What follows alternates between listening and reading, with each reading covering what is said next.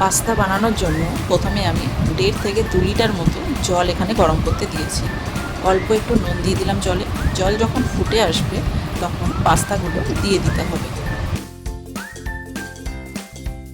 পাস্তাটা মাঝে মাঝে নাড়তে হবে, না হলে তলায় ধরে যাবে। সেদ্ধ হয়েছে কিনা বোঝার জন্য পাস্তাটা তুলে একটা চামচে করে এইভাবে কেটে দেখবেন। সেদ্ধ হয়ে গেলে পাস্তাটা ছেঁকে নিতে হবে। তারপর ঠান্ডা জল দিয়ে ভালো করে পাস্তাটা ধুয়ে নিতে হবে।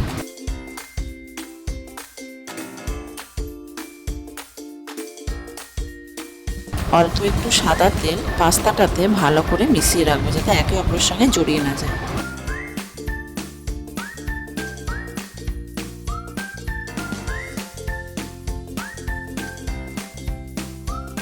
এবার পাস্তা বানানোর জন্য যা যা উপকরণ লাগবে আমি এগুলো রেডি করে রেখেছি। গাজর আমি নিয়েছি এইভাবে কেটে, হাফ গাজর নিয়েছি আমি, ক্যাপসিকামও এইভাবে কেটে নিয়েছি, হাফ ক্যাপসিকাম নিয়েছি। 4-5টা বিনস নিয়েছি, বিনসটা ওইভাবে কেটে নিতে হবে।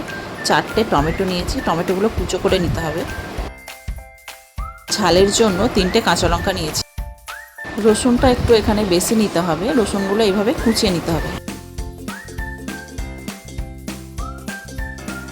একটা কড়াইতে 2 চামচ মতো সাদা তেল আমি নিয়েছি। প্রথমে কুচো করে রাখা রসুনগুলো দিয়ে দেব। কাঁচা লঙ্কা 3টে দিয়ে দিলাম। তারপর রসুনটা ভালো করে ভেজে নিতে হবে। রসুনটা যখন এরকম কালার এসে যাবে তখন কুচিয়ে রাখা পেঁয়াজটা দিয়ে দিতে হবে। আমি এখানে 2টো পেঁয়াজ নিয়েছি। পেঁয়াজটা হালকা ভেজে নিতে হবে। তারপর কুচিয়ে রাখা টমেটোটা দিয়ে দিতে হবে।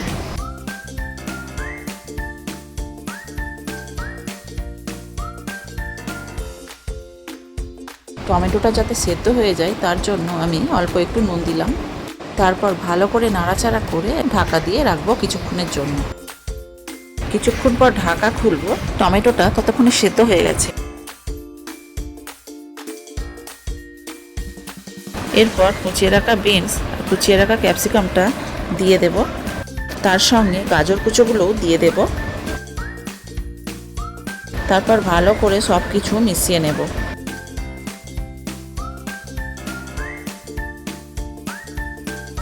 এরপর ঝালের জন্য গোলমরিচ দেব। গোলমরিচ দিয়ে শুধু ঝাল হয় তা না, সুন্দর গন্ধও বেরোয়। অল্প একটু চিনি দিলাম ঝালটা ব্যালেন্স করার জন্য। এরপর অল্প নাড়াচাড়া করে সামান্য একটু জল দিয়ে দেব। তারপর কিছুক্ষণের জন্য ঢাকা দেব, সব কিছু সেদ্ধ হয়ে যাওয়ার জন্য। কিছুক্ষণ পর ঢাকা খুলে দেখব সেদ্ধ হয়েছে কিনা।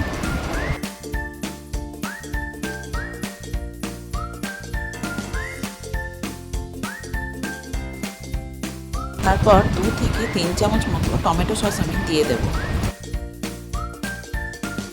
সসটা সবজির সঙ্গে ভালো করে মিশিয়ে নিতে হবে। সব মেশানো হয়ে গেলে 1 মিনিটের জন্য ঢাকা দিয়ে রাখবো। 1 মিনিট পর ঢাকা খুলে দেখব কালারটা ঠিক এরকম আসবে। এই পাস্তা স্বাদ বাড়ানোর জন্য সব শেষে বাড়িতে তৈরি করা এই গরম মশলাটা দিয়ে দেব।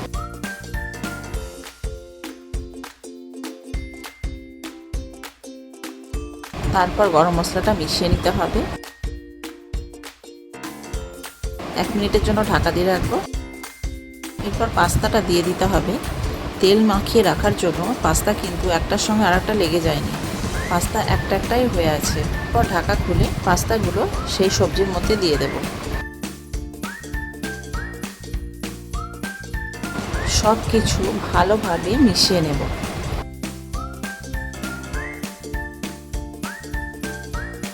সব ভালোভাবে মিশে গেলে একটা পাত্রে পাস্তাটা ঢেলে নিতে হবে। খুব সহজে সিম্পলভাবে বাড়িতেই পাস্তা বানিয়ে নিন। এটা খেলে শরীরেও কোনো রকম ক্ষতিও হয় না।